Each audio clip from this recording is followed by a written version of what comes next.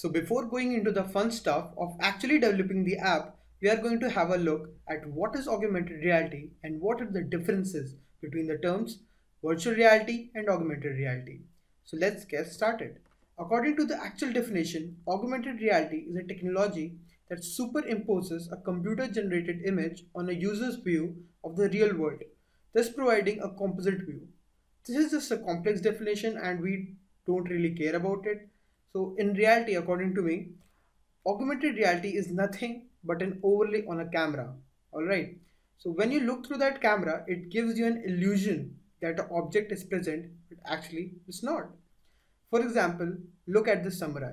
When the camera of a phone detects that a known image is there, in this case the image of the stones at the bottom of the samurai, then it just projects the 3D model on top of it. The samurai is nothing but a 3D model. In this example, the image is on a piece of paper, but actually it can be just on any other platform like laptop or maybe stuck on a wall. And when you look at this image from your phone's camera, the red samurai will be projected on it.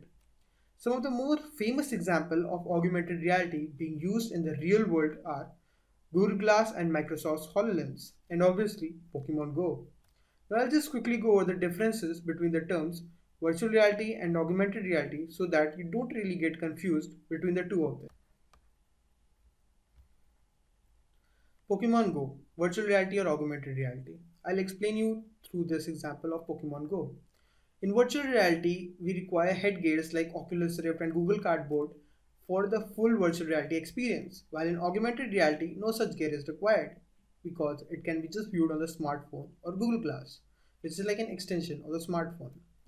Second difference is in virtual reality, the user is completely immersed in the virtual world, while in augmented reality, there's no such thing happening. It's just an extension of the real world, mostly presented by an overlay on a camera.